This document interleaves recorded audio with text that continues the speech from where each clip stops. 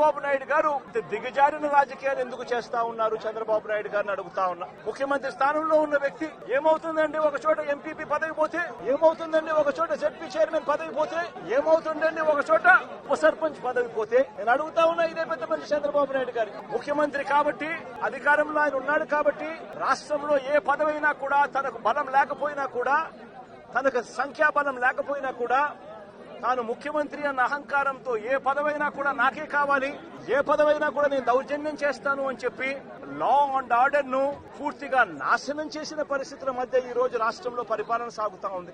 ఇదే పెద్ద మనిషి చంద్రబాబు నాయుడు గారిని అడుగుతా ఉన్నా. ఇదే రామగిరిలో ఇదే మండలంలో ఎంపీపీ ఎన్నికకు సంబంధించి ఎంపీపీ ఎన్నికకు సంబంధించి నోటిఫికేషన్ ఇచ్చారు. 10 మంది ఎంపీటీసీ సభ్యులకు గాను ఇక్కడ వైఎస్ఆర్సీపీ 9 మందిని గెలిచింది.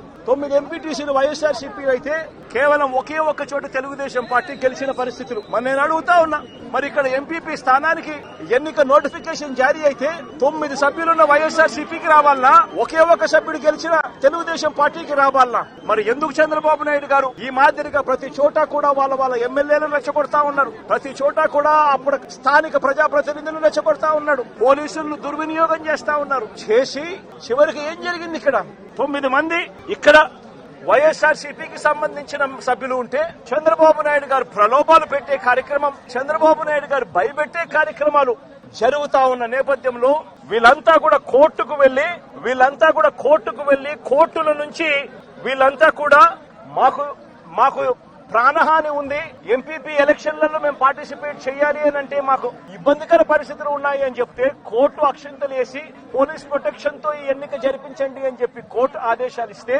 కోర్టు ఆదేశాలతో 8 మంది కోర్టు ఆదేశాలతో ఎంపీటీసీలను తీసుకొని వస్తా ఉంటే మధ్యలో పోలీసులు ప్రొటెక్షన్ తీసుకొని పోలీస్ ప్రొటెక్షన్ తో వీళ్ళంతా కూడా ఇక్కడికి వచ్చి ఓటు వేయాల్సిన పరిస్థితుల్లో పోలీసులు ఏం చేశారు? తీసుకొని వచ్చి వీళ్ళందరినీ కూడా మధ్యలో రామగిరి ఎస్ఐ సుధాకర్, ఈ రామగిరి ఎస్ఐ మధ్యలో ఈ సుధాకర్ అనేవాడు వీళ్ళ కాన్వాయ్లోకి ఎక్కి ఈ ప్రయాణం చేస్తా ఉన్న ఎంపీటీసీ సభ్యులందరితో కూడా వీడియో కాల్ ఆయన ఫోన్ నుంచి సాక్షాత్తు ఇక్కడ ఎమ్మెల్యే కొడుకు వీళ్ళతో వీడియో కాల్ చేయిస్తాడు, మాట్లాడిస్తాడు. చేసేటప్పుడు భారతమ్మ అని చెప్పి ఒక ఎంపీటీసీ సభ్యురాలు ఉంటే ఆ ఎంపీటీసీ సభ్యురాలకు సంబంధించిన అమ్మా నాన్న వాళ్ళిద్దరిని వాళ్ళ దగ్గర పెట్టుకుని ఆ వీడియో కాల్లో వాళ్ళ అమ్మా నాన్నను కూడా చూపించి, నువ్వు గనక ఓటు వేయకపోతే మీ అమ్మా నాన్న వాళ్ళు ఇంటికి కూడా రారు అని చెప్పి వీడియో కాల్లో ఏకంగా బెదిరించే కార్యక్రమం జరిగింది.